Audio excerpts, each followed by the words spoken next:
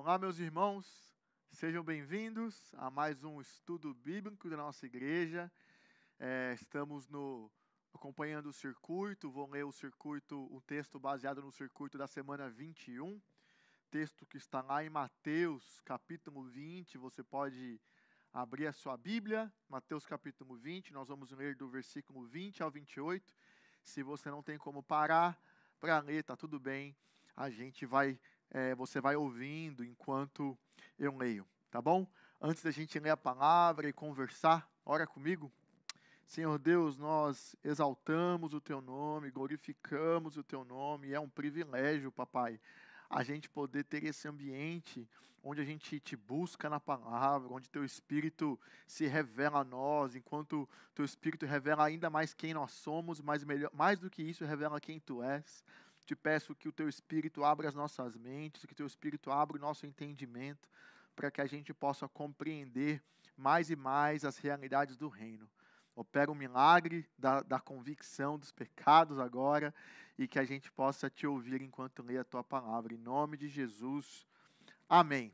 Vamos lá então, Mateus capítulo 20, versículos 20 a 28. Antes da gente ler, só para você entender o que está acontecendo. Antes dessa interação aqui com os discípulos, Jesus mais uma vez prediz a sua morte. Ele fala assim: vamos para Jerusalém, vamos nos dirigir para lá, porque eu vou sofrer, vou ser entregue, eu vou morrer, só que eu vou ressuscitar. Então, o assunto do ar aí tem a ver com a morte, tem a ver com o sacrifício, e tem a ver com a ressurreição de Jesus. Então, a eternidade, o céu, está tudo ali no contexto. E aí, né, Jesus interagindo com os discípulos, chega lá uma mãe e 2 filhos, né, e os 2 filhos também são discípulos de Jesus. E aí que a gente vai conversar hoje. Então, começando no versículo 20 do capítulo 20, diz assim: Então, aproximou-se de Jesus a mãe dos filhos de Zebedeu com os seus filhos, e prostrando-se, fez-lhe um pedido. Então, quem que chega lá? A mãe dos filhos de Zebedeu com os seus filhos. Quem são os filhos da mãe aqui, né? Os filhos que, junto com a mãe, Tiago e João, discípulos de Jesus. Então, tá lá a mãe, o discípulo Tiago e o discípulo João. Esses discípulos que fazem parte do círculo mais próximo de Jesus. A gente vê na palavra que Jesus tinha níveis de intimidade com os seus, né? Então, Tiago e João faziam parte de um círculo um pouco mais próximo do relacionamento com Jesus, tá bom? Então, chega a mãe, Tiago e João. Na versão de Marcos, diz que Tiago e João fizeram esse pedido. Então, provavelmente é um pedido de família, né? Eles já deviam estar conversando sobre isso aí na mesa de jantar já há algum tempo. Um assunto, né, que eles já tinham, quando é que a gente ia falar com o mestre sobre isso? Então, eles estavam cozinhando esse assunto e trouxeram, já que tinha a ver com a eternidade, trouxeram esse assunto que já estava ali na mesa da família para conversar com Jesus. Vamos lá. O que diz lá no versículo 21? Após a mãe chega para Jesus, Jesus vai responder: o que você quer? Ele perguntou. Ela respondeu: permite que no teu reino, estes meus 2 filhos sentem um à tua direita e outro à tua esquerda. Olha o pedido da mamãe. Jesus, deixa meu filhinho sentar do seu lado aí, tá, no seu reino. E lá em Marcos,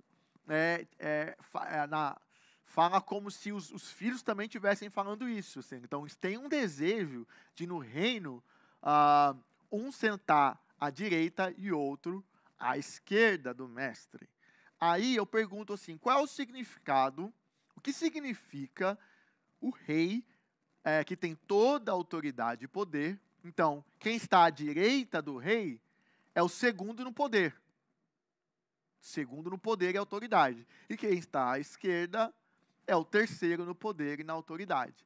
Então, é o seguinte, o que João e Tiago estão querendo? Mestre, lá no reino, que você vai reinar por absoluto, que você já vem pregando, e assim, você vê na sequência de Mateus, Jesus falando muito sobre as realidades do reino. O reino dos céus é como isso, o reino dos céus é como aquilo. O reino que se inicia agora, mas ainda não está 100% completo aqui, porque ainda estamos na carne. Então, assim, você vê Jesus alimentando eles sobre o reino, para crescer o conhecimento deles sobre o reino de Deus. E aqui, eles, olhando para aquilo que é eterno, eles estão olhando com a lógica humana. Então, assim, provavelmente eles têm uma sede, um desejo de significado, de autoridade e poder, eles gostam desse negócio, e eles estão sonhando sobre a eternidade, e sonhando não com o Pai, não com o céu, mas sonhando com aquilo que eles podem ter, que é o quê? O que eles estão buscando, prestígio e honra. Eles estão visualizando a eternidade para alimentar aquilo que eles sentem aqui, na carne, na terra. Então, baseado numa sede de significado, numa sede de poder, numa sede de honra, que tem um prazerzinho nesse lugar da honra, né? Tem um prazerzinho nesse lugar de você ter um controle, o poder das coisas. Então, eles estão motivados para esse lugar carnal, olhando para a eternidade e interpretando a eternidade baseados no olhar carnal e no buraco e nas angústias humanas deles.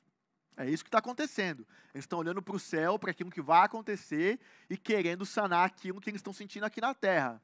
Então, o que é o que eles mais desejam aqui, está revelado aqui, né? A motivação do coração deles se revela agora, porque eles estão com Jesus em busca do quê? De prestígio. Eles estão com Jesus buscando honra, buscando poder, tá bom? E aí, quanto mais se alimenta no coração deles aquilo que é eterno, o futuro, eles com o olhar ainda não curado, com as motivações ainda não reveladas, estão olhando para o céu com olhos carnais. Irmãos, como que isso acontece demais? Corremos muito esse risco de a gente não resolver em Deus com as coisas que são os nossos buracos, os nossos anseios. E aí a gente começa a tratar com as coisas de Deus para alimentar o nosso ego humano. Isso acontece demais. A gente começa a lidar com as coisas que têm a ver com a eternidade, mas ainda não numa perspectiva de adoração, de rendição e de obediência. Pode ser também, mas muitas das vezes nós estamos também querendo o prazerzinho daquilo que isso causa em nós. Entende? Isso é muito perigoso. Então, por exemplo, isso acontece demais. A pessoa, por exemplo, que não está feliz em casa, vou dar um exemplo. A pessoa não está feliz em casa, ela está triste, ela não se sente ouvida, ela não se sente aceita, acolhida. Beleza? Aí ela vem para a igreja, que tem a ver com a eternidade. Igreja corpo, tá? Não prédio. Ela começa a se relacionar com os irmãos da igreja. E aí ela se sente amada, acolhida, e aquilo traz um senso de prazer, pertencimento, acolhimento para ela, que isso tudo é muito bom, é genuíno. Só que ao invés disso, curar ela para poder voltar para casa e ser luz, não. Ela começa a evitar a casa pelas coisas que têm sentido no corpo, dos irmãos. E ela começa a rejeitar a casa e viver em prol do reino, relacionamento, corpo, não pelo significado de sermos um construir o outro, um ajudar o outro para que ela seja a luz a começar pela casa, mas por conta daquilo que causa nele ou nela. Isso serve para homem, isso serve para mulher. Adolescentes, acontece isso muito. Eles estão num conflito em casa, não se sentem compreendidos, e eles acabam se sentindo mais compreendidos no grupo deles, da igreja. E aí, ao invés disso, fortalecer eles, para eles perdoarem os pais, para eles aprenderem a verbalizar as angústias, deles serem misericordiosos com os pais, não. Eles começam a fugir da casa.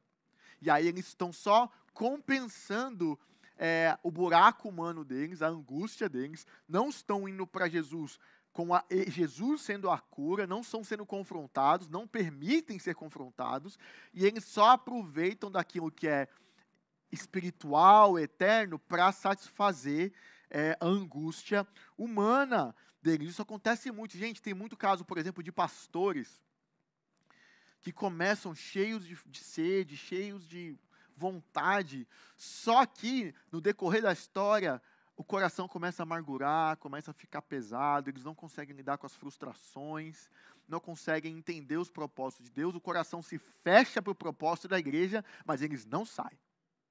Por que que não saem? Porque eles ainda têm um título para falar, eu sou o pastor dessa igreja. Então, eles acabam usando a noiva de Cristo, usando a igreja para satisfazer o ego humano. E eles não estão por chamado, por convicção. E aí os pastores vão ficando cada vez mais idosos, mais velhos, e o problema não é a idade, o problema é que com a idade, junto com a frustração e a amargura, isso vai secando, vai secando, vai secando, e aí o papel que ele deveria exercer de cuidado com as ovelhas e preparar para a próxima geração, ele não faz.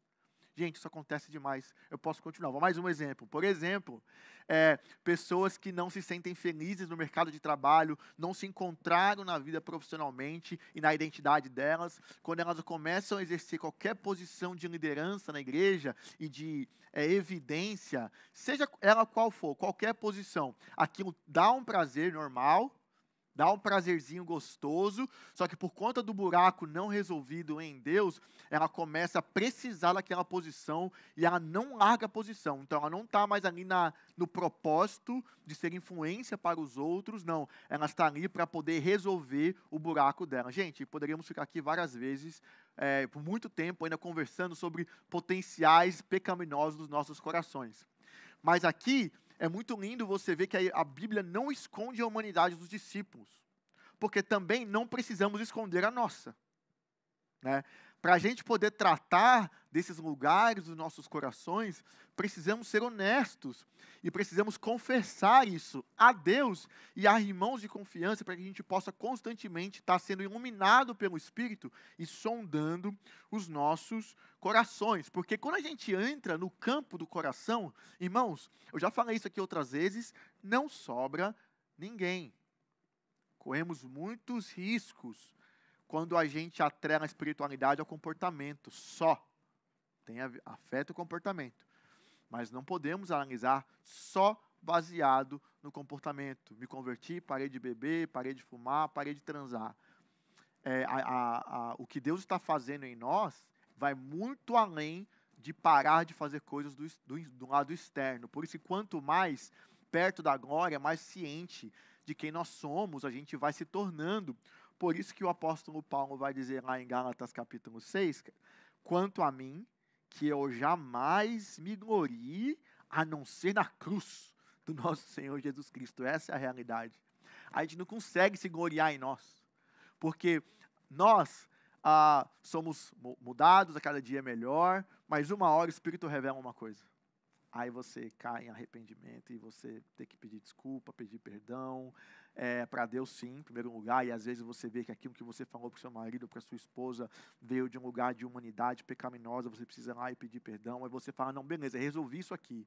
E aí dá um mês, vai o Espírito revela que aquilo lá não está resolvido, ele tem uma camada a mais, é isso aí, essa é a nossa vida. Essa é a nossa vida de caminhada até que ele venha. Beleza, o pedido deles foi feito. O pedido foi feito, motivação do coração foi revelada. Vamos ver como é que Jesus então responde. Jesus lhe disse: vocês não sabem o que estão pedindo. Tipo assim, vocês querem honra? Vocês querem estar do meu lado? Mas vocês não estão ligados o preço que eu vou ter que pagar, o que eu vou passar. A glória é minha mesmo. O trono é meu mesmo. Mas vocês não têm noção daquilo que eu vou passar. Acaso podem beber o cálice que estou prestes a beber? Tá bom. O que significa o cálice aqui? É ira de Deus. Então, no decorrer da Bíblia, a palavra cálice tem outros significados, além, não é somente coisas trágicas, mas muito do Antigo Testamento, muito especialmente aquilo que Jesus está falando, está sim atrelado à terrível ira que viria sobre o Filho perfeito, Cordeiro. A morte de Jesus na cruz, ela foi muito além do que uma morte física. Quando ele paga o preço pelos pecados, ele paga morrendo e ele paga o preço da consequência. O peso da morte eterna do mundo foi sobre ele. A gente não tem noção da dor, da angústia, daquilo que Jesus sofreu na cruz do Calvário. A gente não sabe.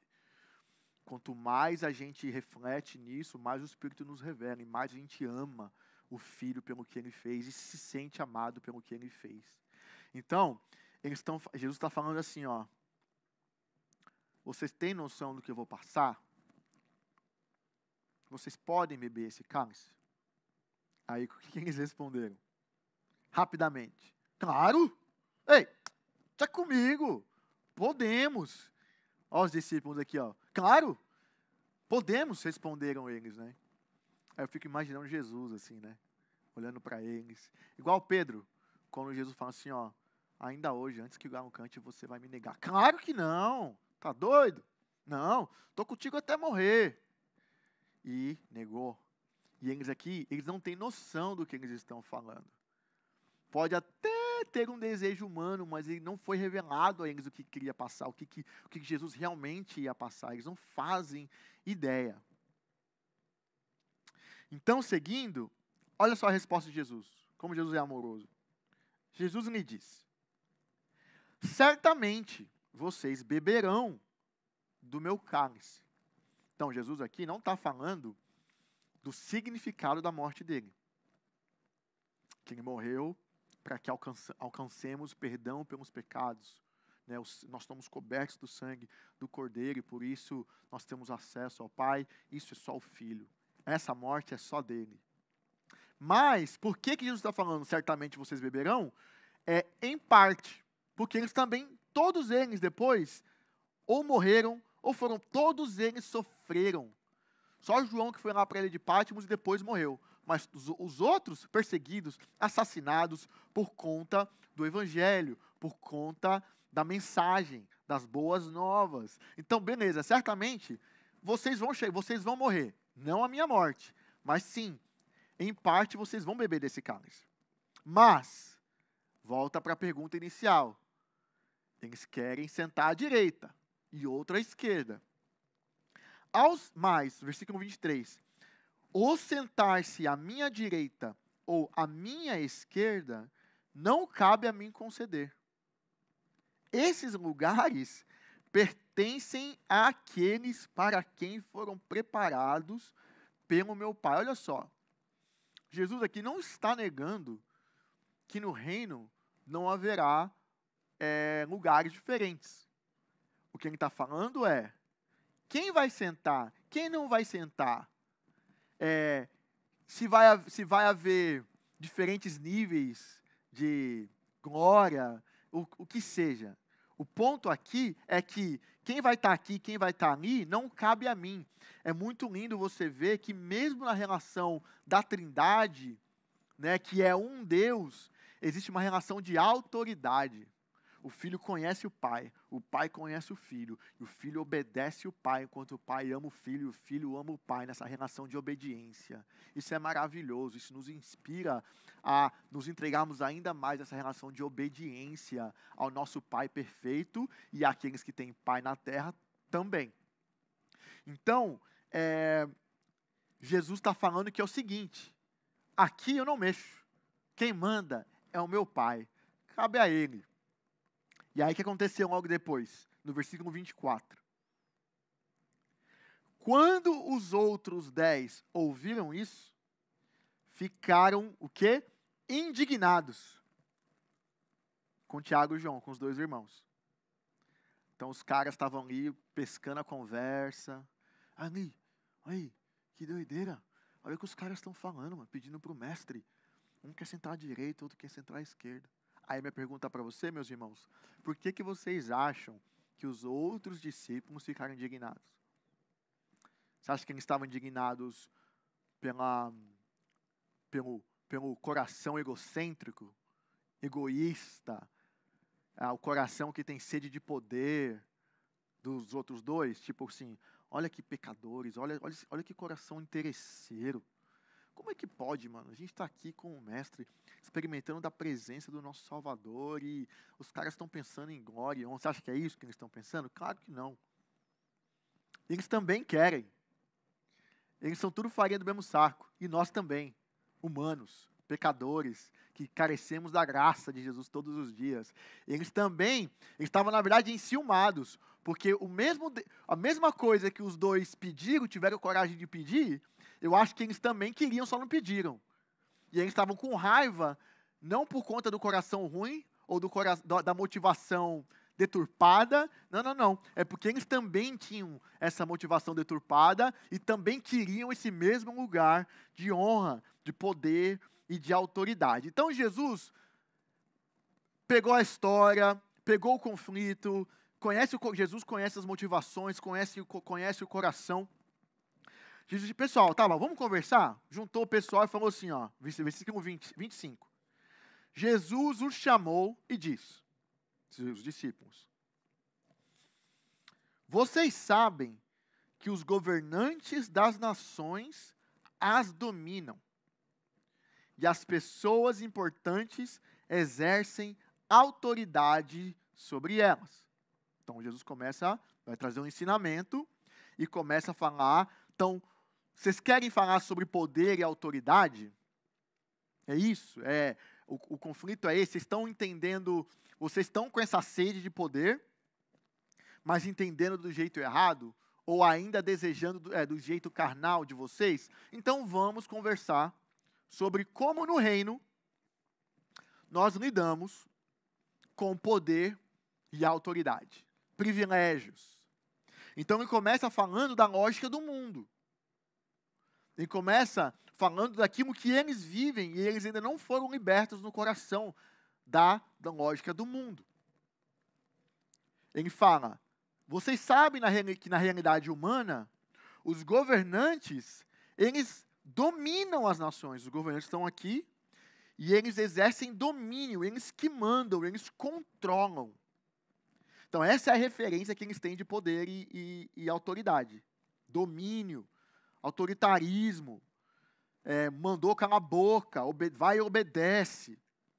Esse é o sistema do mundo, tá bom?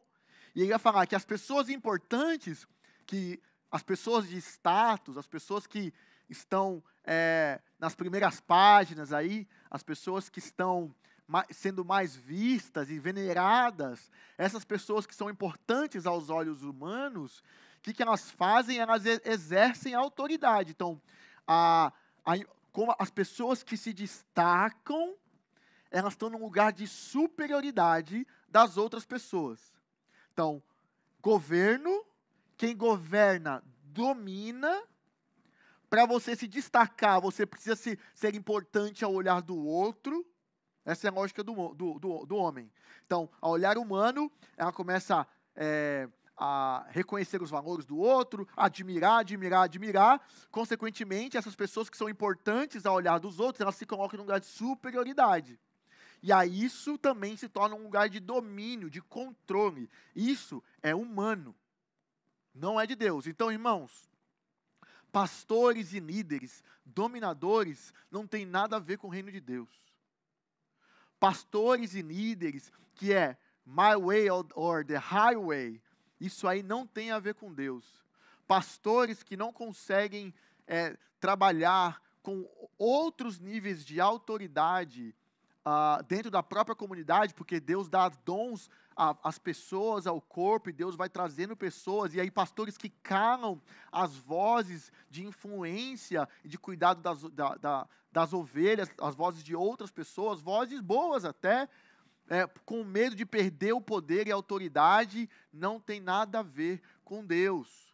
Domínio, pastores que controlam a mente dos irmãos, pastores e líderes que se aproveitam da vulnerabilidade emocional de famílias e entram numa relação de codependência para sanar o próprio ego. Eles precisam de mim, não. Eles que precisam ser precisados. Entende? Essa relação onde um líder, uma pessoa que se torna importante, exerce domínio sobre o outro, não tem nada a ver com Deus. Não tem nada a ver com o reino de Deus. E Jesus deixa isso muito claro. Então, essa relação é o reino do homem.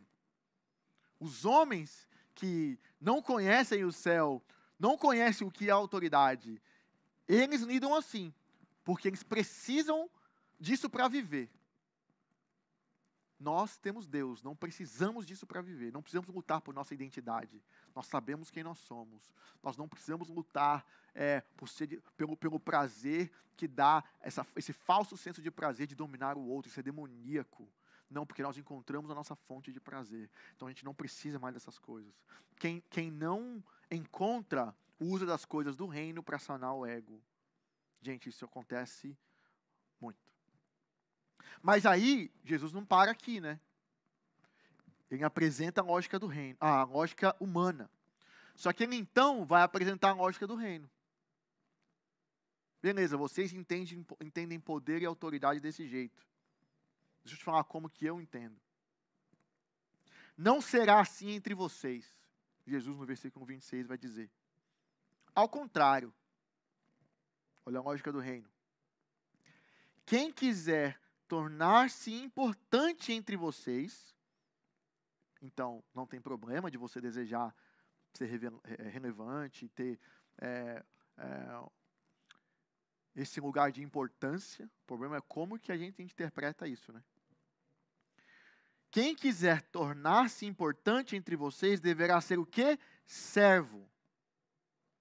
E quem quiser ser o primeiro deverá ser servo dos demais. Tal como o Filho do Homem, que não veio para ser servido, mas para servir e dar a sua vida em resgate por muitos. Glória a Jesus. Glória a Deus. Vamos entender, então, qual que é a lógica. A pirâmide do reino, ela é invertida. Enquanto a pirâmide do homem, os mais importantes sobem, no reino, os mais importantes descem. Enquanto no homem, quem tem mais autoridade se impõe sobre o outro, no reino, quem tem mais autoridade está abaixo de todos, servindo a todos. Essa é a nossa referência. Então, se você está buscando ter uma vida de relevância, uma vida de liderança, onde você influencia outros, não para você se alimentar da relação de poder, se você quer fazer isso com o coração no lugar, entenda que a nossa maior referência, que é o Mestre Jesus, ele colocou o padrão. Qual que é o padrão do líder? Serviço. Qual que é o padrão da autoridade? Lá embaixo. Quem tem não precisa brigar para ter. Só briga para ter quem não tem. Aqueles que sabem quem são, encontraram o real tesouro, não briga por mais nada aqui na terra. E eles adotam o estilo de vida de Jesus, que é o quê? Serviço. Serviço. Lava o pé, faz o que for preciso. Por isso, um aspecto muito importante de liderança, falando em liderança e falando isso pode ser levado tanto para os níveis de companhia, para a liderança de ministérios. Você que está líder e tem algo abaixo de você que você fala que você nunca faria, você não é um líder. Se tem algo debaixo do seu escalão para baixo, todos os processos, tudo que acontece embaixo de você, tem alguma coisa que você não está disposto a fazer, você não é um bom líder. Porque o bom líder que está aqui está disposto a descer para um nível mais baixo, para servir o propósito, que é cuidar do outro, pensar no outro, ou o bem, pode ser até o bem de uma instituição, se você acredita naquilo que a instituição que você trabalha faz. Entende? A pirâmide é invertida. E aí, esse conceito, meus irmãos, de autoridade e poder da pirâmide invertida, aquilo que o Jesus nos ensina, meus irmãos, isso vai para todas as esferas. Todas. O marido que quer ter autoridade sobre a casa, o marido que quer liderar a própria casa, não chega exigindo, ele chega servindo. O marido que quer influenciar o lar, ele chega em casa não demandando, não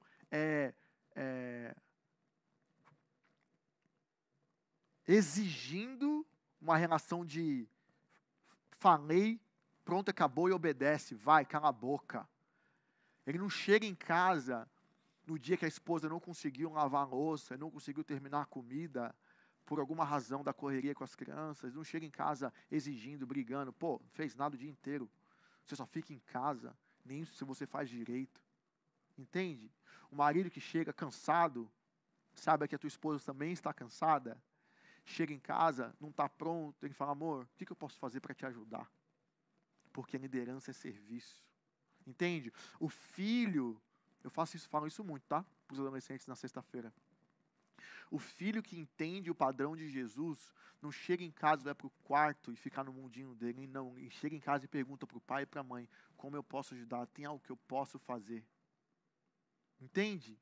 Você que está na sua companhia, você trabalha, você exerce liderança sobre os outros, você está vendo as pessoas abaixo de você tendo dificuldade com os processos, tendo dificuldade com alguma etapa do trabalho, você não vai lá envergonhar o seu empregado, você desce no nível dele, você vai e ajuda. Quem está em cima não tem medo de descer. Só tem medo de descer quem não sabe o que já foi lhe dado, quem já está em cima. Como a humanidade está perdida, entende? Eles não entenderam o que os espera, eles querem fazer da terra o céu, e eles vão lutar com unhas e dentes para suprir o buraco da necessidade e angústia do coração deles. E aqui, a conta precisa fechar aqui, nós não. A nossa conta já foi fechada, já está paga. A gente não precisa lutar mais por significado. Na cruz do Calvário, tudo foi pago e o céu foi aberto para nós. E essa relação com Deus de constante avaliação e confissão de pecados, isso vai nos transformando, vai nos curando, para a gente precisar menos e menos das coisas da terra e exigir das coisas daqui. Só assim a gente vai conseguir viver esse estilo que é invertido, onde quem está em cima está lá embaixo, onde o importante lava a pé. Esse é o estilo de Jesus. O serviço, meus irmãos, não é uma obrigação, é um estilo de vida do crente. O servir não é uma obrigação, é um estilo de vida, é como a gente opera, porque nós sabemos quem nós somos e o que nos espera. Por isso, nós fazemos como mestre, lavamos os pés e servimos. Para encerrar, texto clássico de Filipenses, capítulo 2, dos versículos de 3 a 7. Não façam nada façam por ambição egoísta ou por vaidade, mas humildemente considerem os outros superiores a vocês mesmos. Se você está lá embaixo, o interesse do outro é mais importante do que o seu. Cuidando, cada um, não somente dos próprios interesses, mas também dos interesses dos outros. Seja o modo de pensar de vocês o mesmo de Cristo Jesus, que apesar de ser Deus, não considerou que a sua igualdade com Deus era algo que deveria ser usado como vantagem. Antes, esvaziou a si mesmo, assumindo a forma de servo, tornando-se semelhante aos homens. Se Cristo, irmãos, que é Deus, abrir mão da glória, a gente que acha que é Deus às vezes, está mais fácil de abrir, né? Então que a gente possa ser impactado com a glória do Deus verdadeiro, para que a gente não se coloque na posição de Deus e desça ao nível do servo, onde o outro é mais importante. Humildade na Bíblia não é você se diminuir, é você pensar menos em você e pensar mais no outro, assim como Cristo fez por mim e por você. Amém? Que assim vivamos para a glória de Deus. Até a próxima. Tchau.